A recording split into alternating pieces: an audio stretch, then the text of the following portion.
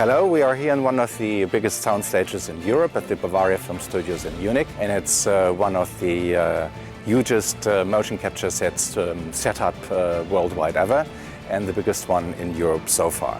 We have big mass scenes with apes, we have parkour scenes with parkour artists, stuntmen, so that's the reason why we have this huge set. And action!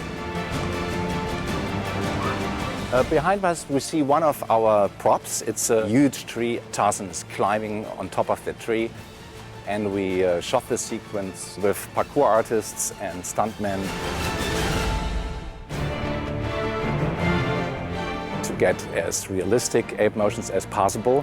That's quite a task with human actors, so we are very happy that we got the big expert in the world, Peter Elliott, to train them in mountain gorilla movements.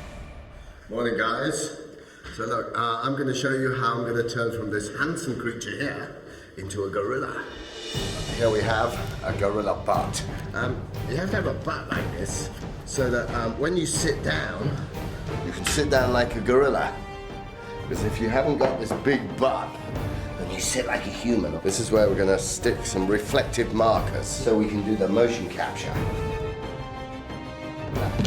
Back up. Yeah. Let's just try and run that and see what happens. My job is to take the actors and try and train them to become gorillas. So I have to teach them how to move like a gorilla, and play and do the faces like a gorilla, and learn all the sounds.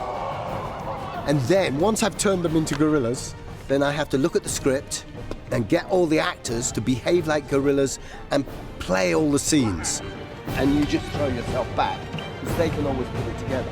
I like to start from the inside. So the first thing I do is try and think like an ape. I'm going to try and change the way I think into the way a gorilla thinks, with this short concentration span and a high curiosity ratio. What's that mean? For me, as a choreographer, it's much easier to change people into gorillas rather than have to say, move like this, move like that every move.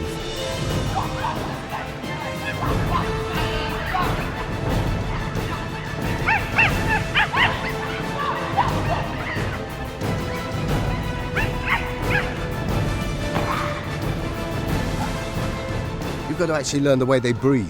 You take like a gorilla, its size, it's...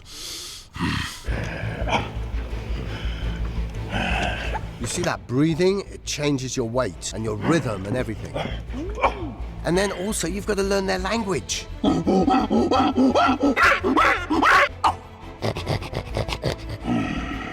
it's only 5 sounds. Human beings, all their strength is in their legs. So when we climb, we use our legs to create all the power. And when apes climb, all the power is in these arms.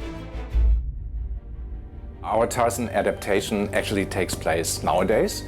I don't know, I think it's probably the first time that it doesn't take place at the end of the 19th century. But today, so we have the needs for a rather realistic design. As you can see here, we have helicopters. In a part of a realistic world, part is it a magic world.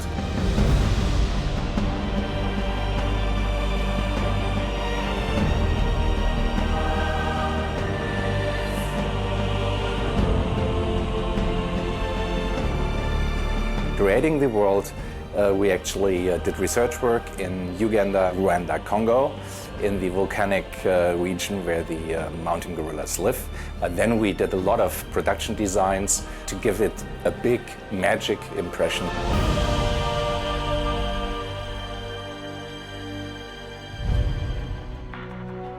We have a lot of human characters, and for human characters you need a sort of a realistic look, since we don't want to concentrate on cartoony ideas but also on adventure and action, and that's why we decided to be as realistic as possible, but not so realistic that you actually get lost in what we call the uncanny valley.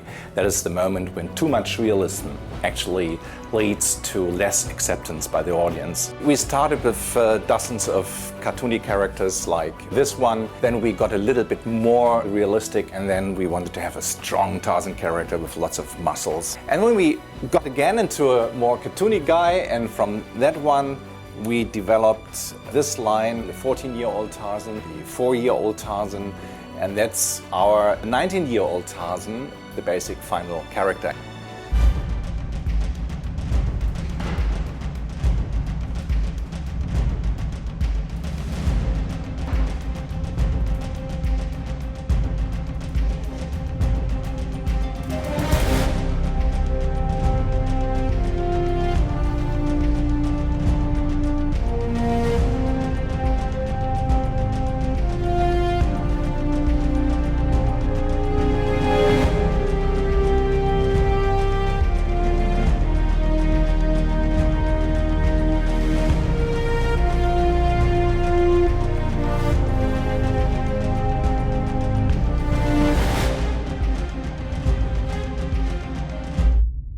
The most challenging task at the moment probably is the fact that we are shooting 2 movies at the same time. A sort of a live-action movie on the motion capture set and an animation movie parallel in our animation studios in Hanover and in Munich.